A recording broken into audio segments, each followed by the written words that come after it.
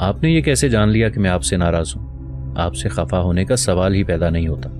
مرسینہ کے یہ الفاظ کونے میں لکڑی کے صندوق سے کپڑے نکالتی مشال نے بھی سن لیے تھے، لہٰذا وہ پلٹی اور کسی قدر اونچی آواز میں کہنے لگی، اس سلسلے میں میرا بھی جواب یہی ہے۔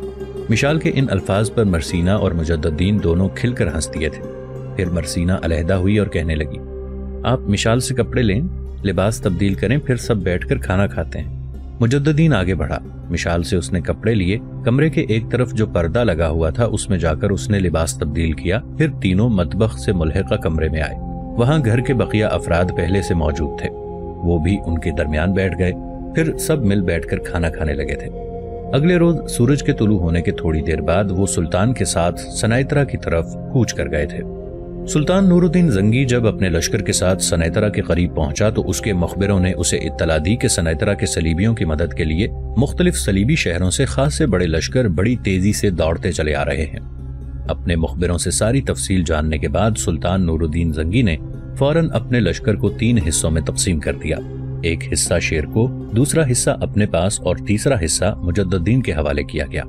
خود سلطان نے فیصلہ کیا کہ وہ اپنے لشکر کے ساتھ صلیبیوں کے اس لشکر سے ٹکرائے گا جو سنیترا شہر کے باہر ان کا منتظر ہے، جبکہ شیرکو اور مجد الدین دونوں کے ذمے یہ کام لگایا گیا کہ صلیبی شہروں سے جو بڑے بڑے لشکر صلیبیوں کی مدد کے لیے سنیترا کی طرف آ رہے ہیں ان کی راہ روکیں، اور کچھ مخبروں کو بھی منتخب کیا گیا جو اس سلسلے میں شیرکو اور مجد الدین کی آنے والے صلیبی لشکروں کی طرف رہنمائی کریں۔ چھوٹے سالاروں کو بھی سلطان نے 3 حصوں میں تقسیم کر دیا تھا۔ مخبروں کی رہنمائی میں شیرکو اور مجد الدین تو اپنے اہداف کی طرف روانہ ہو گئے تھے، جبکہ سلطان نور الدین اپنے حصے کے لشکر کو لے کر آگے بڑھا۔ سنیترا کے نواح میں دشمن استوار ہو چکا تھا، اس کے سامنے آ کر اس نے اپنی صفیں درست کرنا شروع کر دی تھی۔ سلطان نے جب دشمن کے لشکر کا جائزہ لیا تو اس نے دیکھا کہ سنیترا کے باہر جس لشکر نے پڑاؤ کیا ہوا تھا اس کی تعداد کہیں زیادہ تھی، لہٰذا سلطان نے پہلی ضرب لگانے کا فیصلہ کر لیا، اور پھر جو ہی اس کے لشکر نے اپنی تنظیم کو درست کر لیا تھا تب سلطان نے اپنے کام کی ابتدا کی۔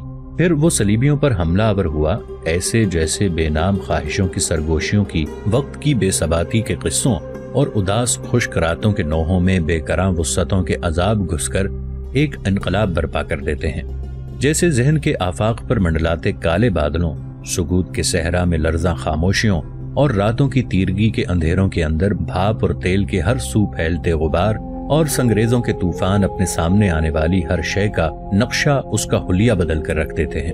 سنیترا شہر کے باہر دونوں لشکروں کے ٹکرانے کے باعث میدان جنگ زمین پر پھیلتے غبار کے بھورے بادل میں جلساتے انگاروں، سرد آہوں کے ہجوم میں اٹھتی ہزاروں کھولتی شورشوں اور بے رنگ دھدلکوں کے پھیلنے بکھرنے سے اچانک نمودار ہو جانے والی وحشی خونخوار یادوں کی صورت اختیار کر گیا تھا۔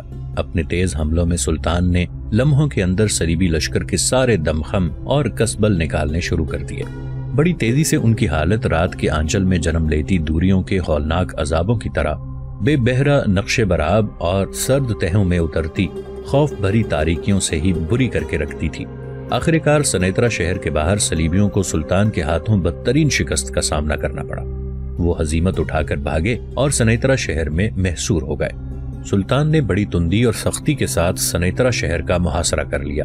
دوسری جانب مختلف صلیبیوں کے لشکروں نے متحد ہو کر ایک بہت بڑے اور جرار لشکر کی صورت اختیار کر لی تھی، اور وہ بڑی تیزی سے سنیترا والوں کی مدد کے لیے بڑھ رہا تھا، مگر ان کی بدقسمتی کہ انہیں یہ خبر نہ ہوئی کہ 2 بے روک طوفان بھی ان کی طرف بڑھ رہے ہیں، اور تھوڑی دیر تک انہیں طوفانوں میں اڑنے والے خس و خاشاک کی طرح بے بس اور پامال کر کے رکھ دیں گے۔ ان کی ایک طرف سے مجد الدین اپنے لشکر کے ساتھ، دوسری جانب سے شیرکو ان پر ضرب لگانے کے لیے طوفانوں کی طرح آ رہا تھا۔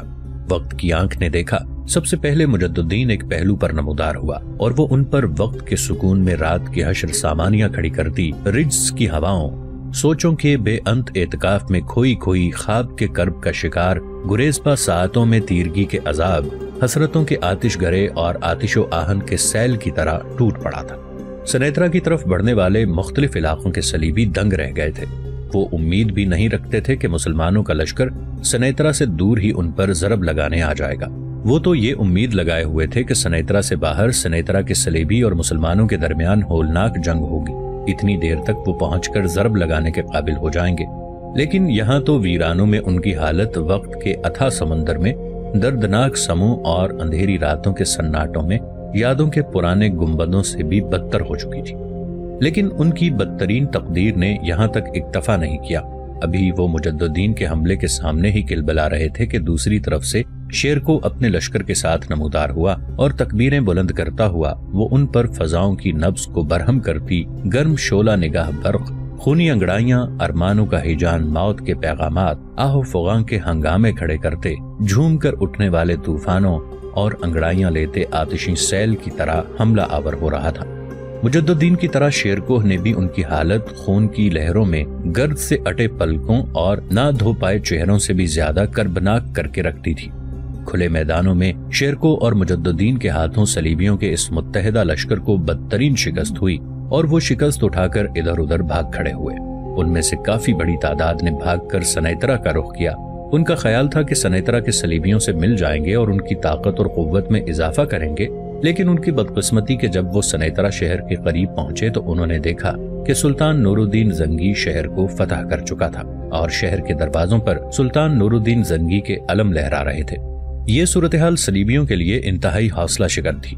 लिहाजा अपनी जाने बचाने के लिए वो सब अपने अपने ठिकानों की तरफ भाग गए। दरअसल शहर के बाहर सनैतरा के सलीबियों को शिकस्त देने के बाद सुल्तान नूरुद्दीन जंगी ने बड़ी शिद्दत के साथ शहर का मुहासरा किया था और शहर को वो फतह करने में कामयाब हो गया था। दूसरी तरफ सनैतरा के नवाह में सलीबी लश्कर को बदतरीन शिकस्त देने के बाद शेरकोह और मुजद्दुद्दीन सुल्तान से आ मिले थे। सुल्तान ने चंद रोज तक सनैतरा में कयाम करके शहर का नज़्म व नसक दुरुस्त किया, वहां अपना वाली मुकर्रर किया। इसके बाद वो दमिश्क की तरफ चला गया। जिन दिनों मुजद्दुद्दीन, शमसुद्दीन और खलतख तीनों सुल्तान के साथ सनैतरा की मुहिम में शामिल थे, उनकी गैर मौजूदगी में बूढ़ा समरून बीमार हो गया था। जंग से फारिग होने के बाद जब वो घर पहुंचे तो समरून इंतहा दर्जे का लागिर हो चुका था और अलालत पूरी तरह उसे अपनी गिरफ्त में ले चुकी थी। मुजद्दुद्दीन, शमसुद्दीन और खलतख तीनों ने बड़ी भाग दौड़ की, बेहतरीन तबीबों से उसका इलाज शुरू करवाया, लेकिन समरून को कोई आराम न आया, इसलिए कि उसकी बीमारी दिन ब दिन बढ़ती गई। समरून इस कदर लागर और कमजोर हो गया कि बड़ी मुश्किल से मतलब की गुफ्तगू करता था। एक रोज मुजद्दुद्दीन, शमसुद्दीन और खलतख, अब्दा, जहरान, अजबल, मरसीना, मिशाल, अबीरा, जमारा सब बीमार और अलील समरून की चारपाई के इर्द गिर्द बैठे हुए थे कि मुजद्दुद्दीन की तरफ देखते हुए अब्दा बोल पड़ी, मुजद्दुद्दीन मेरे बेटे, तुम्हारी गैर मौजूदगी में मरसीना और मिशाल दोनों पूछ रही थी कि यहाँ दमिश्क में हमारा कयाम आर्जी है या दायमी। मुजद्दुद्दीन ने एक गहरी निगाह बारी बारी मरसीना और मिशाल पर डाली और कहने लगा, अम्मा अभी हालात का कुछ पता नहीं, फिलहाल तो हमें यहीं कयाम करना है, इसलिए कि सुल्तान अब ज्यादा वक्त दमिश्क में ही कयाम रखते हैं, कभी कभी हलब की तरफ जाते हैं, इसलिए हमारा दमिश्क में रहना जरूरी है। यहाँ तक कहने के बाद मुजद्दुद्दीन रुका और अपनी माँ की तरफ देखते हुए कहने लगा, अम्मा आप ये भी कहना चाहेंगी कि हलब की हवेली का हम क्या करेंगे? अब्दा मुस्कुराई और कहने लगी, तुम ठीक कहते हो मेरे बेटे, मेरे दिल में ये सवाल जरूर उठते हैं कि हमारी हवेली इस तरह खाली पड़ी रही तो वीरान खंडर होकर रह जाएगी, कोई इसकी देखभाल करने वाला भी नहीं है। जवाब में मुजद्दुद्दीन ने कुछ सोचा, फिर कहने लगा, अम्मा आपको फिक्रमंद होने की कोई जरूरत नहीं है, चंद हफ्ते और ठहर जाएं। अगर ये बात पक्की हो गई कि हमने मुस्तकिल तौर पर दमिश्क में कयाम रखना है तो फिर वो हवेली किसी को रहने के लिए दे देंगे जो इसकी देखभाल भी करेगा और अपनी रिहाइश भी रख लेगा। बहरहाल इस सिलसिले में आपको फिक्रमंद होने की जरूरत नहीं, इसलिए कि यहाँ तक कहते कहते मुजद्दुद्दीन को खामोश हो जाना पड़ा, इसलिए कि कराहते कराहते हाथ के इशारे से समरून ने मुजद्दुद्दीन को अपने करीब बुलाया। समरून की इस हरकत पर मरसीना, जमारा, मिशाल, अबीरा और दीगर सब लोग परेशान हो गए थे। सब उसके नजदीक होकर खड़े हो गए थे। मुजद्दुद्दीन आगे बढ़ा और समरून का हाथ अपने हाथ में लिया। तब बड़ी मुश्किल से हकलाती हुई आवाज में और इंतहाई मध्यम लहजे में मुजद्दुद्दीन को मुखातिब किया, मुजद्दुद्दीन मेरे बेटे, सबसे पहले मैं तेरा शुक्रिया अदा करता हूँ कि तूने हमें हलब ले जाकर बेहतरीन सुकूनत मुहैया की, बल्कि हम मियाँ बीवी के अलावा हमारी बेटी जमारा की खुशियों का भी एहतमाम किया। बेटे, ये दुनिया वक्त के बगुलों के रक्स में, नादीदा रेत की प्यास के तयशुदा मौसमों, झकड़ों में जवाल और इन्हतात की लहरों से भी बदतर है। कहीं रात के भारी किवाड़ों पर दस्तक देते बेसदा अक्स जैसी है, कहीं ये सदाओं के खलाओं में आने वाले मौसमों की नौहागरी जैसी है। जिंदगी वक्त के काले भागते लम्हों में नीस्ती के खौफ और बेबसी के जहर जैसी भी है। यहाँ किसी के लिए खुशियाँ आहों में बदलती हैं, कहीं सितम की आग का ईंधन मुहैया होता है, कहीं तामीरों के गुलदानों में खार बोए जाते हैं, कहीं खलियानों में कहत के ढेर लगते हैं, कहीं नशेमनों पर बिजलियां गिरती हैं। बस ये कारवां रवां दवा है। بیٹے یہ حیات ایک رات کے سونے سنسار سے زیادہ اہمیت نہیں رکھتی، اس میں چاروں طرف لہو لہو اضطراب، خون خون پیچوتاب، نفرت کے حقداروں کے کوہرام کی گہنی خونخاری میں ذہنوں کا کھلے عام نیلام ہوتا ہے، زبان کے تیر تذلیل کا باعث بن جاتے ہیں۔ بیٹے میں ہزاروں ابھرتے طوفانوں سے گزر کر سلگتی نظروں کی آنچ کی طرح تقدیر کو مسلسل تلاش کرتے ہوئے زندگی گزار چکا ہوں۔ میرے بچنے کی کوئی امید نہیں، میں لمحوں کا مہمان ہوں۔ جو بات میں تم سے کہنا چاہتا تھا وہ یہ کہ میں اپنی زندگی میں کبھی ازبل اور جمارہ کو خواہشوں کی پیاس، دکھ کی ساعتوں، نفرت کی کراہتوں کا شکار نہیں ہونے دیا۔ بیٹے میری تم سے خصوصیت کے ساتھ اور باقی سب سے عمومیت کے ساتھ یہ التجا ہے کہ میرے بعد ان دونوں ماں بیٹی کا خیال رکھنا۔ شاید قضا کا قاصد مجھے حلب سے یہاں دمشق میں لے آیا ہے، شاید مجھے مر کر یہیں دفن ہونا تھا۔ ایک بار پھر آپ سب لوگوں کا ممنون اور شکر گزار ہوں کہ اس سے آگے سمرون کچھ نہ کہہ سکا۔ اس کی آواز دب گئی، چند ہچکیاں لیں، پھر اس کی گردن ڈھلک گئی۔ وہ ختم ہو چکا تھا۔ اس کے مرنے پر ازبل، جمارہ، مرسینہ، مشال اس سے لپٹ لپٹ کر رو رہی تھیں۔ ابدا اور زہران بیچاری بھی ہچکیاں اور سسکیاں لے کر رو رہی تھیں۔ شمس الدین اور مجد الدین غمناک آنکھوں کے ساتھ اداس بیٹھے ہوئے تھے۔ اسی روز سمرون کو دمشق میں دفن کر دیا گیا تھا۔ کوئی ایک ہفتہ بعد جب کہ سب اکٹھے بیٹھ کر ایک روز مغرب کے بعد کھانا کھا رہے تھے کہ دروازے پر دستک ہوئی۔ اس پر چونکتے ہوئے مجد الدین کہنے لگا، اس وقت کس نے دستک دی ہے؟ شمس الدین اٹھ کھڑا ہوا اور کہنے لگا، بھائی فکر مند نہ ہو، میں دیکھتا ہوں کون ہے دروازے پر۔ وہ صدر دروازے تک گیا۔ وہاں ایک مسلح جوان شمس الدین کو دیکھتے ہی کہنے لگا کہ امیر مجد الدین کو سلطان نے فی الفور مستقر میں بلایا ہے۔ شیرکوہ بھی وہیں ہیں، دونوں بڑی بے چینی سے امیر کا انتظار کر رہے ہیں۔ کوئی انتہائی اہم معاملہ درپیش ہے۔ اس پر شمس الدین نے اس کا شانہ تھپتھپایا اور کہنے لگا، جاؤ، امیر کھانا کھا رہے ہیں، وہ تمہارے پیچھے پیچھے مستقر کی طرف آ رہے ہیں۔ اس کے ساتھ ہی وہ مسلح جوان چلا گیا، جبکہ شمس الدین دروازہ بند کر کے لوٹا۔ جب وہ اس نشست کی طرف گیا جہاں سے اٹھ کر صدر دروازے کی طرف گیا تھا تو مجد الدین نے اسے مخاطب کیا۔ کون تھا؟ شمس الدین اپنی نشست پر بیٹھ گیا، کہنے لگا کہ مستقر کی طرف سے ایک آدمی آیا تھا۔ سلطان اور شیر کو دونوں اس وقت مستقر میں آپ کا بڑی بے چینی سے انتظار کر رہے ہیں۔ جو شخص آیا تھا میں نے اس سے کہہ دیا ہے کہ امیر کھانا کھا رہے ہیں، کھانا کھانے کے بعد تمہارے پیچھے پیچھے مستقر کی طرف آتے ہیں۔ اس پر مجد الدین فوراً اٹھ کھڑا ہوا، ہاتھ میں جو لقمہ پکڑا ہوا تھا اس نے وہیں رکھ دیا۔ اس کی اس حرکت پر مرسینہ نے چونکنے کے انداز میں اس کی طرف دیکھا، پھر احتجاجی انداز میں بول پڑی، آپ اٹھ کیوں گئے ہیں؟ پہلے آرام سے کھانا تو کھائیں۔ مجد الدین مسکرا دیا، مرسینہ کھانا میں کھا چکا ہوں، میں اب مستقر کی طرف جاتا ہوں۔ نہ جانے کیا معاملہ ہے جو سلطان نے مجھے یوں عجلت میں طلب کیا ہے، اور شیر کو بھی وہاں ہے۔ اس موقع پر مشال فوراً اٹھی اور کہنے لگی، ان کپڑوں میں نہ جائیے گا، پہلے لباس تبدیل کرنے۔ مجد الدین نے ذرا جھک کر لباس کی طرف دیکھا، پھر مشال کی طرف دیکھتے ہوئے کہنے لگا، کپڑے ٹھیک ہیں، کیا ہوا انہیں؟ اس پر مشال فوراً آگے بڑھی، بڑی بے باکی کا مظاہرہ کرتے ہوئے مجد الدین کا بازو پکڑ لیا اور اسے کھینچ کر ایک طرف لے جاتے ہوئے کہنے لگی، آپ ان کپڑوں میں نہیں جائیں گے، آپ میرے ساتھ آئیں، میں آپ کو لباس نکال کر دیتی ہوں۔ مجد الدین چپ چاپ مشال کے ساتھ ہو لیا۔ مرسینہ بھی اپنی جگہ پر کھڑی ہو گئی، کھانا اس نے بھی چھوڑ دیا تھا۔ مشال کھینچتے ہوئے مجد الدین کو دوسرے کمرے میں لے گئی۔ مرسینہ بھی ان کے پیچھے پیچھے اس کمرے میں داخل ہوئی۔ اندر داخل ہوتے ہی مرسینہ نے پھر احتجاجی انداز میں مجد الدین کو مخاطب کیا، آپ نے پیٹ بھر کر کھانا نہیں کھایا۔ مجد الدین مسکرایا اور پیار سے اس نے مرسینہ کا گال تھپتھپایا، کہنے لگا، مرسینہ جس قدر میں کھانا کھاتا ہوں تم جانتی ہو، اسی قدر میں کھا چکا ہوں، تمہیں فکر مند اور پریشان ہونے کی ضرورت نہیں ہے۔ اتنی دیر میں مشال حرکت میں آئی۔ لکڑی کا ایک صندوق کھول کر اس نے مجد الدین کا نیا لباس نکالا اور وہ لباس اس نے مجد الدین کو تھماتے ہوئے کہا، ایسے 2 لباس ہم نے آپ کے لیے بنوا کر رکھے ہیں۔ مجد الدین نے فوراً مشال کی بات کاٹ دی، میں نے مستقر کی طرف جانا ہے، یہ نیا لباس پہننے کی کیا ضرورت ہے؟ اس بار مشال کی بجائے مرسینہ نے زور دیتے ہوئے کہا، اس کی ضرورت ہے اور آپ یہی لباس پہن کر جائیں گے، اور مشال ٹھیک کہہ رہی ہے۔ مجد الدین مسکراتے ہوئے کہنے لگا، اب تم 2 ایک طرف ہو اور میں ایک طرف اکیلا، اکیلے کا 2 کے مقابلے میں کیا بس چلے گا؟ جو کچھ تم کہتی ہو یہ تو مجھے کرنا ہی پڑے گا۔ مجد الدین کے ان الفاظ پر دونوں نے قہقہا لگایا۔ پھر مجد الدین پردے کے پیچھے گیا، لباس تبدیل کر کے آیا۔ وہ تینوں اس کمرے میں گئے جہاں سب کھانا کھا کر فارغ ہو چکے تھے۔ پھر مجد الدین حویلی سے نکل گیا تھا۔ مستقر میں جب مجد الدین اس کمرے میں داخل ہوا جو شیرکوہ کے لیے مخصوص تھا تو وہاں پہلے سے سلطان نور الدین زنگی اور شیرکوہ بیٹھے ہوئے تھے۔ جو ہی مجد الدین اندر داخل ہوا، ہاتھ کے اشارے سے سلطان نے اسے بیٹھنے کے لیے کہا۔ مجددین جب بیٹھ گیا تب سلطان نے گفتگو کا آغاز کیا۔ مجددین تمہیں اس وقت اس لیے بلایا ہے کہ شیر کو مصر کے متعلق گفتگو کرنا چاہتا ہے۔ دیکھو، مصر اس وقت ہمارے لیے ایک انتہائی اہم اور نازک موضوع بنا ہوا ہے۔ صلیبی بار بار اس کی کمزوریوں سے فائدہ اٹھانے کی کوشش کر رہے ہیں۔ یہاں تک کہنے کے بعد سلطان نور الدین زنگی رکا، پھر دوبارہ کہہ رہا تھا، جہاں تک بیٹے مصر کی سرزمین کا تعلق ہے تو صلیبی تو پہلے ہی اس کے اندر رونما ہونے والی کمزوری کا اندازہ لگا چکے ہیں۔ شیرکو اور صلاح الدین دونوں چچا بھتیجا بھی مصر کی صورتحال کو دیکھ آئے ہیں۔ شیرکو کا کہنا ہے کہ اب مصر میں اتنی طاقت اور قوت نہیں رہی کہ وہ اپنی آزاد حیثیت کو برقرار رکھ سکے۔ جو صورتحال ہمارے سامنے ہے، اگر ہم نے مصر کے لوگوں کو ان کی اسی صورتحال پر چھوڑ دیا تو یاد رکھنا ان کی حیثیت صلیبیوں کے رحم و کرم پر رہ جائے گی، اور ایک نہ ایک روز صلیبی مصر پر قبضہ کر لیں گے، اس لیے کہ وہ پہلے ہی مصر کی طرف حریص نگاہوں سے دیکھ رہے ہیں۔ سلطان جب خاموش ہوا تو گفتگو کو آگے بڑھاتے ہوئے شیر کو بول اٹھا، میرا اپنا اندازہ ہے کہ مصر کی سرزمین صلیبیوں سے صرف اسی صورت میں بچ سکتی ہے کہ ہم خود آگے بڑھ کر خود مصر پر قبضہ کر لیں۔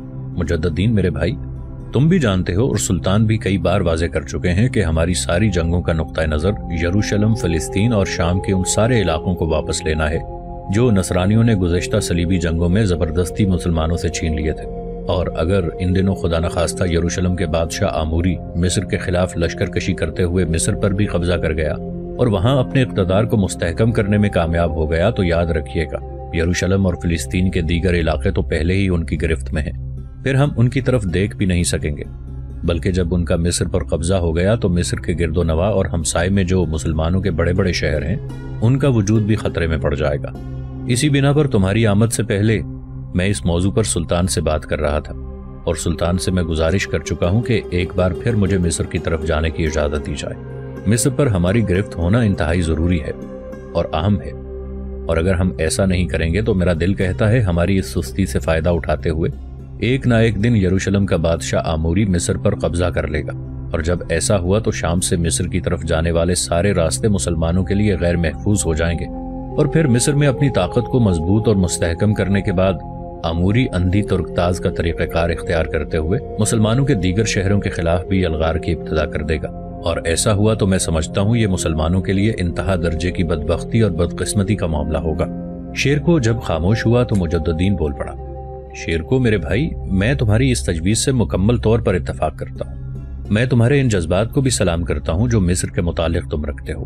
میں اس بات سے بھی اتفاق کرتا ہوں کہ اگر مصر پر صلیبیوں کا قبضہ ہوتا ہے تو چاروں طرف مسلمانوں کے لیے دشواریاں اٹھ کھڑی ہوں گی۔ میرے ذہن میں بھی ایک تجویز ہے جس کا اظہار میں آپ دونوں سے کرنا چاہتا ہوں۔ سلطان نے غور سے مجددین کی طرف دیکھا، پھر پوچھا کہ مجددین کیسی تجویز؟ مجددین نے کچھ سوچا، پھر کہنے لگا، سلطان محترم، میں سوچ رہا تھا کہ آپ سے گزارش کروں گا کہ ہمیں صلیبیوں کے 2 شہروں کی طرف متوجہ ہونا چاہیے۔ ایک حصن القراہ، سلطان محترم، حصن القراہ سے ہم ایک بار پسپا ہونے پر مجبور ہو چکے ہیں، اور میں حصن الاقراہ کے صلیبیوں کو سبق سکھانا چاہتا ہوں کہ اگر وقتی طور پر ایک موقع پر ہم وہاں سے پسپا ہوئے تھے تو ہم میں اتنی جرت اور ہمت ہے کہ ہم حصن القراہ کو فتح کر لیں۔ سلطان محترم، میرے دل میں اس وقت جو سب سے بڑی تمنا اور خواہش ہے وہ یہ کہ حصن الاقراہ پر ایسی ضرب لگائی جائے کہ اپنے پہلے ہی حملے میں صلیبیوں کو اپنے سامنے گھٹنے ٹیکنے پر مجبور کر دیا جائے اور حصن الاقراہ پر قبضہ کیا جائے۔ سلطان محترم، جہاں تک صلیبیوں کے مسکن حوین کا تعلق ہے تو یہاں مقامی صلیبیوں کے علاوہ لگ بھگ 20,000 فرانسیسی نائٹ ہیں جن کے متعلق کہا جاتا ہے کہ وہ جنگ کا وسیع تجربہ رکھتے ہیں اور ناقابل تسخیر ہیں۔ میں چاہتا ہوں پہلے حصن الاقراہ پر ضرب لگائی جائے، پھر حوین کا رخ کیا جائے، اور وہ جو فرانسیسی نائٹ ہیں جن کے متعلق تصور کیا جاتا ہے کہ وہ ناقابل تسخیر ہیں، ذرا ان کا بھی دم خم دیکھا جائے۔ میں چاہتا ہوں حوین پر ایسی ضرب لگائیں کہ ناقابل تسخیر سمجھے جانے والے فرانسیسی نائٹ ہمارے سامنے گردن جھکائے ہاتھ جوڑنے پر مجبور ہو جائیں۔ مجددین جب خاموش ہوا تو شیر کو توصیفی انداز میں اس کی طرف دیکھ کر کہنے لگا، مجددین میرے بھائی، میں تمہارے جذبوں، تمہارے ارادوں کی قدر کرتا ہوں اور سلام پیش کرتا ہوں۔ حصن الاقراہ اور جوین واقعی 2 ایسے مقامات ہیں جن پر ہمیں ضرب لگانی چاہیے، اور یہ کہ شیرکو کو خاموش ہو جانا پڑا اس لیے کہ ان دونوں کی طرف دیکھ کر سلطان نور الدین زنگی بول پڑا، میرے دونوں عزیزوں، مجھے تم دونوں کی ذات پر فخر ہے۔ تم دونوں نے جو گفتگو کی ہے اس سے میرے حوصلوں، میرے ولولوں میں نئی توانائی ابھرتی ہے۔ میں جانتا ہوں تم دونوں شعلہ زن ظلمتوں میں خیر کی آوازوں کا سیل، بربادی کے بھنور اور تباہی کے گھنے سناٹوں میں صداقتوں کی اڑتی آندھیوں کی طرح نمودار ہونے کی ہمت اور جرت رکھتے ہو۔ یہاں تک کہنے کے بعد سلطان نور الدین زنگی ذرا رکا، پھر سلسلہ کلام جاری رکھتے ہوئے وہ کہہ رہا تھا، اللہ نے چاہا تو ہم مصر کی سرزمین کو وقت کے بدترین کھردرے ہاتھوں میں نہ جانے دیں گے۔